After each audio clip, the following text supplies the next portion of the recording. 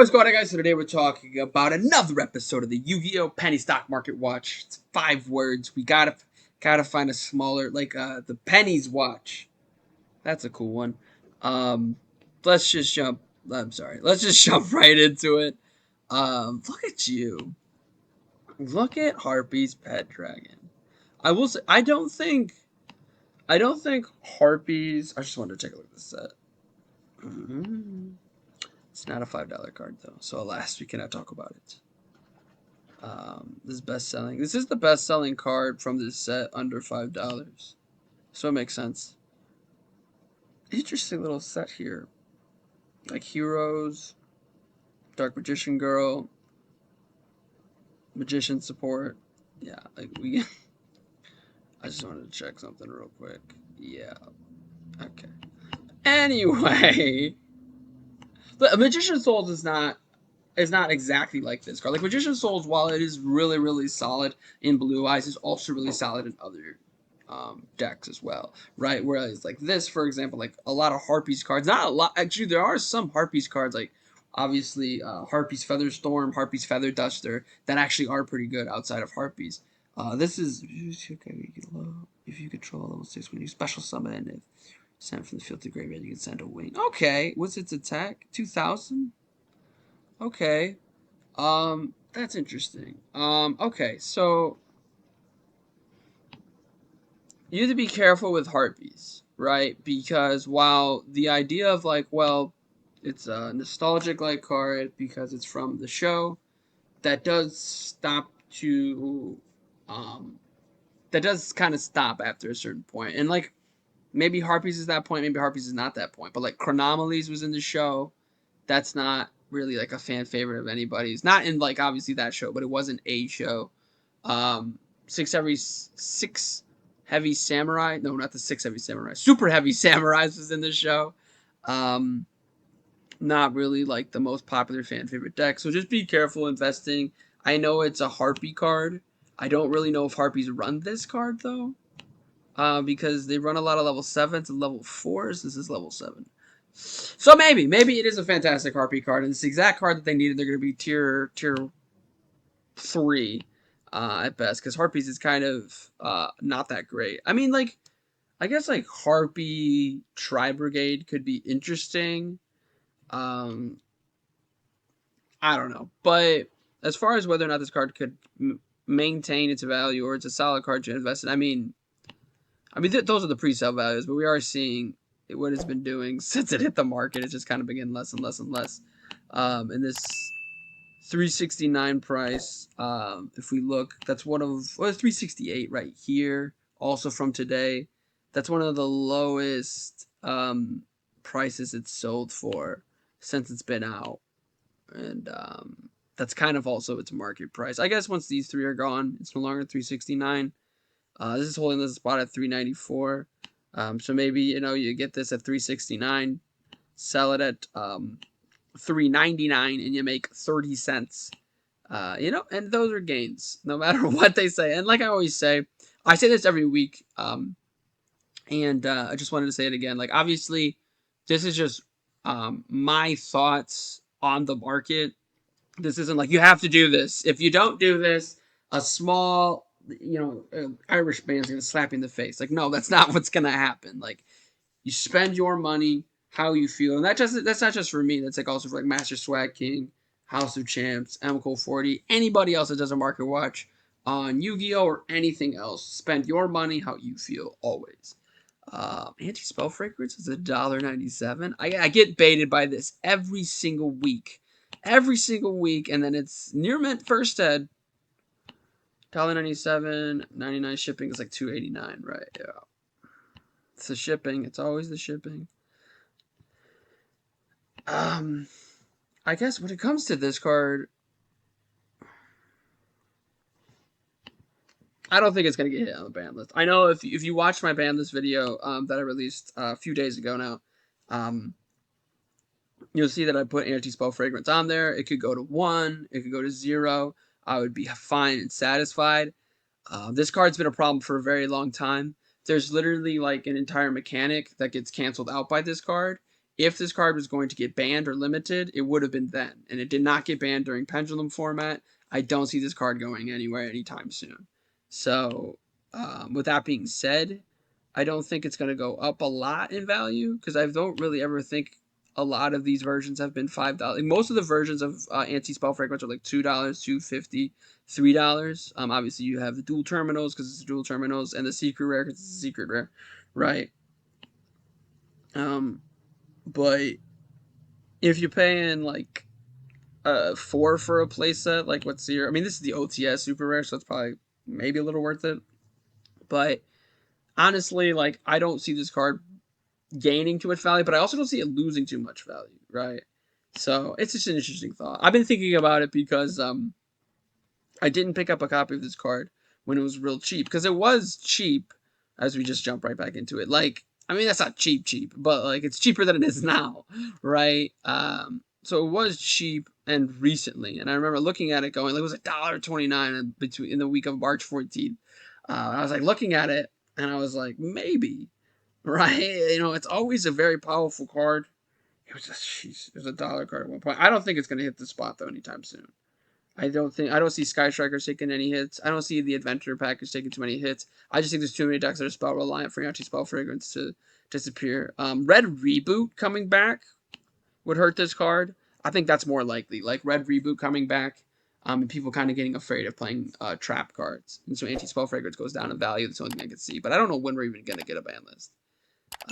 But it's not $1.97. If you could get anti-spell, if you get 3 for 6, pull the trigger.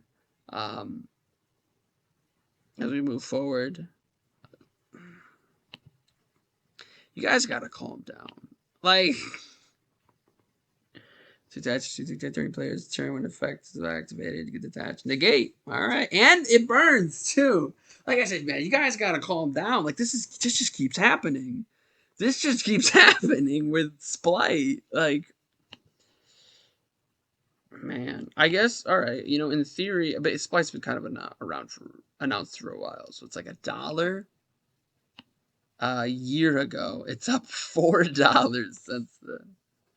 It's about to not be a penny stock anymore. This person's holding the line at 50. This is what happens a lot of the time too, when because it's a rare, right? But still, when a card like this randomly shoots up in value, um, someone like Card Rush, who's got 50,000 plus sales, 99.9% feedback, which is just super elite. It's got both the little tokens here to be a verified seller. It's a hobby shop, gold star seller, what have you. Then they post like 52 of them, 5 cents below, right? Because they know that when they got this card, it was like a $1 to $2 card. And that type of stuff always happens with cards like these. I would just like try to wait. My biggest issue, like I know you can downard and then put Zeus on top of it, but my biggest issue is that you are detaching 2 materials, so it's not as good with Zeus. But hey, it's a monster negation. It's got 1300 attack, which isn't great. You can't use your toads, which isn't great, but any rank 2, just try it. Just give it your best shot. I guess the Paleo. This has been around, though. This has been doing this thing for a while. I wouldn't be surprised if, I mean, it's got this peak here, but really, the graph hasn't moved. In the last 3 months, it's got as low as about 260, 250, and it's about $1 above that. Yeah. But that's not what we're talking about now. One fusion, one dark. And it's got this.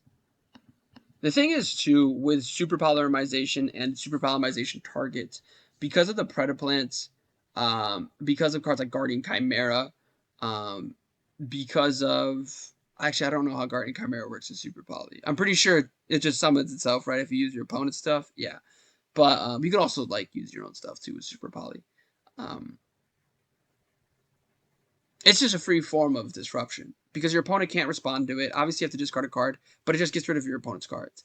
And obviously, Tierra Elements gets hardcore destroyed by this. Let's check this card out, actually. I wouldn't be surprised if this is no longer a penny stock. Um, okay, so there's some sitting here. Not really. And none of these are under $5. I mean, okay, so you have this one, the Dual Devastator version. It says one's at 470. 0% feedback, 49 sales. You can get it for $4. Look at these four right here. I don't know. I like 100% feedback, 59 sales. That's not bad. That's like about where I'm at on TCG Player. But the 0% feedback's a little strange. Then like ones with pictures, I feel like why did you put a picture there? What did you don't? I mean, and then you got to take a look at the picture. But sometimes the picture, that's fine. That's not a bad picture, right? That's a good picture. Okay, so that version's under $5, and then the Shadal Showdown. I forgot this was in that. Um, this was a little better, and you can get free shipping at orders over $5. That's what that means. So some copies of Super Poly are under $5, but this card's been really good for a very long time, and I don't think it's gonna get hit on the ban list though either. I don't think it's super crazy groundbreaking, but because it's a quick play spell, it's very good at going first and second. I don't have to talk up super polymerization. I don't know why I'm talking super polymerization. My biggest issue with super poly, though, is a similar thing with Ghost Reaper and like Dogmatic of Punishment and cards like it. And maybe this is a mistake on my part to think this way, but my biggest issue with super poly is you need to buy the targets too, right? So when we're talking about like from an investment standpoint, I don't see Super Poly getting any more expensive than it is right now. Once Tier Elements comes out, if it's like Tier 0 confirmed, then like Super Poly is going to go up in value, obviously, but it's probably not going to be that good. I mean, it's going to be good, but it's not going to be that good, right? We can do a meta discussion another time, but like I don't see Super Poly gaining too super much, like a lot more value, right? If it does, if it doesn't, though, that doesn't matter because like the point is like if you're going to run Super Poly, it's only good if you're running good targets. And now Dragos Pelio is $4, right? So you're talking a play set of Super Polys for 15 plus Dragos Pelio. That's like about 18, 19. But then it's just like, I don't know, you can just play Dark Ruler no more or Raigeki. Obviously, those are normal spells, so they can't be, activated during your opponent's turn. And Super Poly, in comparison to Droplets, is a lot cheaper. Like, you could get a playset of Forbidden Droplets. I mean, we just checked this card out the other day because we were talking about... why do people call it Droplets? I just called it Droplets. Is it not Forbidden Droplets? It's a Forbidden Droplet with no S, singular. But yeah, this card. Anyway, this card is really solid too.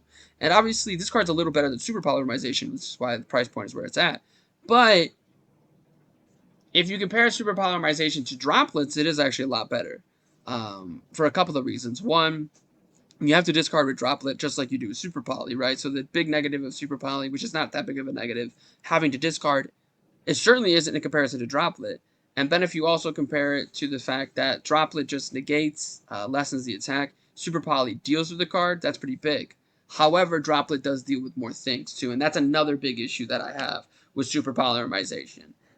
But obviously, like we were just talking about, you can spend $60 on Forbidden Droplets, one Forbidden Droplet, or you can get like 10 Super Polys for that. Or you can get a playset of Super Polys and all the great targets for it. However, Dragos Pelio, which is what brought us to this whole Super Poly conversation, requires a fusion and a dark monster. So if you bump into a deck that's not running either of those two, or is running one without the other, and those decks do exist. Like I know, I'm aware. It's like, oh, I would never. I'd side deck Super Poly for tier elements, and they do run darks, and they do run fusions. And you don't know what you're talking about, but like no, like you could go to a tournament and never play tier elements, or never play Shadalls, or never play anything that's running both fusion and dark monsters, right? And so you just have 3 cards in your side deck that you did never end up using, right? And maybe that's fine. Maybe that's okay. But I feel like a card like Dark Ruler no More or a card like Raigeki, they're more versatile. And if you're going to start to spend that much money because you need Super Poly and its targets, Maybe Forbidden Droplets is better. Does that make sense? Thank you for coming to my TED Talk. Okie dokie. Like I always say, spend your money however you'd like. If you would like to buy 10 Dragostapelios and 10 Super Polymerizations and frame it and show all your friends, all your cool cards, by all means, like I always say, do whatever it is that you want to with your money. Um, but look at here it is. Dark Ruler no more. We just talked about this card. And Raigeki. Mystic Mind, right? Right? You either listen, you either die the hero or you live long enough to see yourself become the villain, right? Like, there's very few decks right now that can run like one or two cards in their monster zone, right? So in a lot of cases, your opponent's got just this board full of monster cards, and you just activate Mystic Mind, and what are they gonna do? Like, it is actually a really solid going second card, and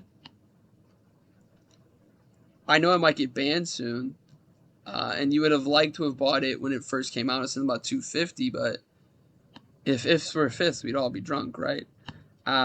This what? Okay, that was Raigeki. Okay, that was Raigeki. What happened to Raigeki? Let's try that again with Raigeki. All right, went through this time. Okay, we'll go just start right here. I mean, I hope you guys picked up your version of Raigeki, because there's no way you could have anticipated, right? Unless you have insider information, there's no way you could have anticipated Konami was just going to be like, let's put it to 3. Like, there's no way you could have anticipated that. And for what it is, no, it's not Lightning Storm, where Lightning Storm is very versatile. No, it's not Droplets or Dark Ruin no more, or Super Polymerization, where it can't be responded to. But it is going to force out the Baron de Fleur. It is going to force out that major form of disruption. Now, cards like Totally Awesome, take cards. Maybe don't play Raigeki into Totally Awesome, because then your opponent steals Raigeki. El Shaddai Winda can't be destroyed by card effects. That's something to always keep in mind. But like Dark Ruler No More plus this, super big, right? I don't want to look at all versions of Raigeki, because there are a lot. But the top 3 best-selling versions of Raigeki are all under $5, and that's where Raigeki really comes into play, because Raigeki is, I mean, obviously you have the OTS Ultimate Rare, which I'm sure looks really, really pretty for $100, but this is what Raigeki is actually for, at least in my opinion. Like, if you're playing, like, Flowanderies, for example, or even Mariness isn't super duper expensive. I guess it's more expensive than Flowanderies. But if you're playing, like, Salamangreat, or Virtual World, or Tri-Brigade, like, those are 3 decks that are pretty solid. Or you're just playing any budget deck at all.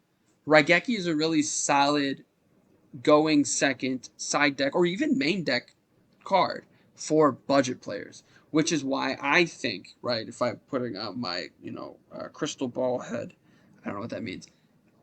Which is why I think the best-selling versions of Raigeki are also the cheapest versions of Raigeki. Like, the Legends of White, super rare. The Legend of Blue Eyes White Dragon, super rare.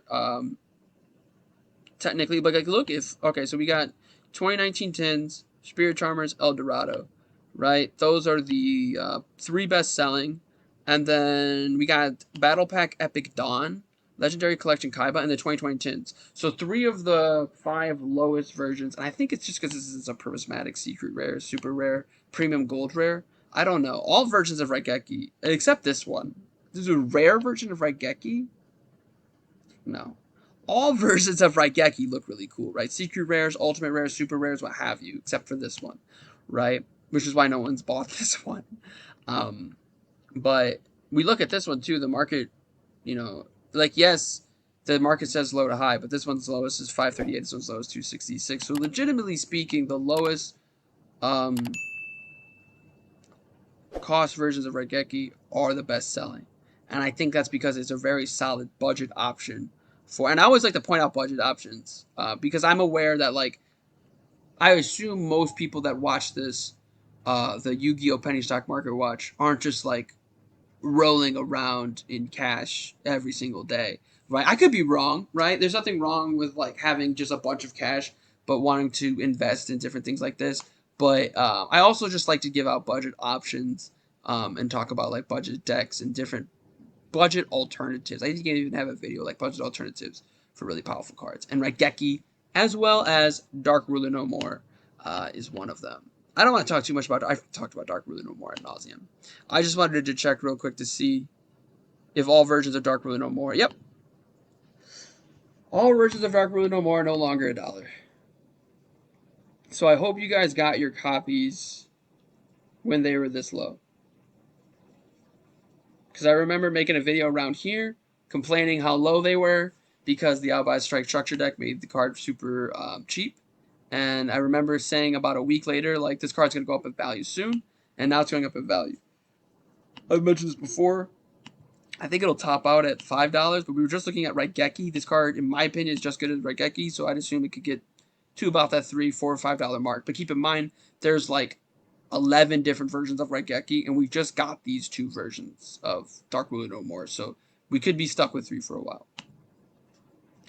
Anyway, Flattery's map. Punk cards, doing punk card things. Nothing really too surprising here. This card always sneaks its way in every other week or so. Tri-Brigade Kit. And it's because, like I was just saying, look, this is why, though. Because it's people are wondering, is this the valley? Is this as low as it's going to get? And if we look at the last 6 months, this is kind of the lowest it's been in the last 6 months. But every single time it dips this low, people usually go in crazy and try to buy this card. The reason being, it's Tri-Brigade. Like, look at it. Just like this is right here. This package right here. You can get... That's all you need. I mean, you need Rescue Cat, too. So we can look at Rescue Cat in a second. If we can try to find... it doesn't... Oh, there it goes. We're moving. We're on the move. I mean, you need the extra deck, too. Right, of course. But, like, 30 cents. You could run 2 of these. So that's, like, $1.70. $4. Just rounding it up. $1.60 plus $4, but you gotta do 2, so it's about $3. So it's about $7, $8, unless you want to run multiples. So $9, $9.50, $10, $13. And then of course you get Tri-Brigade Kit. So we're at $13. If we go down here, the first one's selling at 3 for 5 each, so 13 plus 15, that's $28. And that's a really solid deck core, right? And then we add in, because you got to get this card, right? Especially because this card is so cute. You got to get Rescue Cat. All versions of Rescue Cat kind of expensive, like $4. But even still, we were at 28, right? So let's say it's $4, because that's, I believe, the lowest one, right? It's $4, right? $4.10. So let's just even say it's $5. That's 15 plus the 28, plus shipping and handling. You look at about 45 bucks for the Tri-Brigade cord. Round up again. Let's just say 50 bucks for the Tri-Brigade cord, Rescue Cat, and all Tri-Brigade cards. And the thing is that the Tri-Brigade deck functions very well with, I mean, just like right there on the text, it says Beast, Beast Warder, Winged Beast. So as long as this core, that core that I just mentioned, which is Tri-Brigade Kit, Fractal, Nerval, Kuraz, Revolt, Omen, Blossom, Rampant Rampager, even Tenki, and then Rescue Cat, of course. As long as that core stays cool from the ban list, which I think it will, you're going to be in a great spot. DD Crow, fantastic hand trap, also works really well with Tri-Brigade, right? And we could talk about a lot of cards that work really well with Tri-Brigade, and that's the biggest thing. Like right now, I have a Tri-Brigade deck fully ready to rock and roll because it was going to be branded Tri-Brigade, but RIP that deck. But I'm not going to sell it because, like, I know that at some point a Beast Warder, Winged Beast archetype that's broken is going to come out, and it's going to fit perfectly with Tri-Brigade, right? And you can just do so much with Tri-Brigade as well. It's really fun. So that was my 30-minute commercial for Tri-Brigade. Brandon Red still doing his thing. I respect the technique with Brandon Red. Is this deck budget? Come on. Come on, Despia. Oh. Ooh, no, it is not. It makes sense why it's not budget, but a man can dream. Christian Haka Fibrax is nosediving. I think the big reason Splight kind of doesn't. Does Splight run Haka Fibrax? It feels like Splight runs Haka Fibrax because it's Link 2. Just any Link 2, right? And they probably run tuners too. I think obviously Bandless Fear is a big thing here too. TR Elements does not run this card, to my knowledge. I don't know. Dex just randomly, like Flow Reach just randomly runs Halka Fibrax. Like it's such a wildly splashed card. But like I said, I think ban list worry is starting to sink in. Gamma Patchwork. Now this card is different because remember at the start of this we were talking about harpies, right? And I was like, don't invest in harpies because you just never know. This this archetype heroes here, the Stratos, the Vions, the mass changes. People, I mean, even this Ferris from Ghost of the Past and Second Haunting. Ghost Ferris used to be a super expensive card. Always a solid investment. The big thing with heroes is worst case scenario they're gonna maintain value. Like it's just like obviously, oh, that card didn't maintain value. This card didn't after its reprint, after this reprint, and I get that for sure. So there might be apprehension with trying to buy a card like Sunrise, which is good, right? Because you do these ads Miracle Fusion now. So this is ran in Heroes now, but could this card potentially like what is it sitting at $2? Eventually get to like $3, maybe. But like I said, I don't like. I've never really seen Heroes like super ultra budget. It's like Toons, right? Or even Blue Eyes, Dark Magicians. I'm trying to think of another example from like not the first two shows. Synchron actually kind of has been budget, but there's been some more expensive cards for Synchron.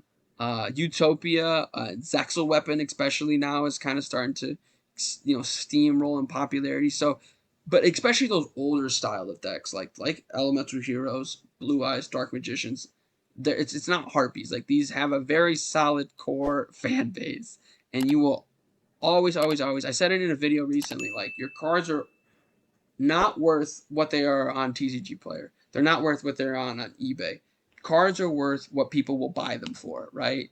If you know you're selling your version of Branded in Red, for example, and all you see the Marvel versions are $2, $3, what have you, and you put one right here for $1.99, but it does not sell, it's not worth $1.99.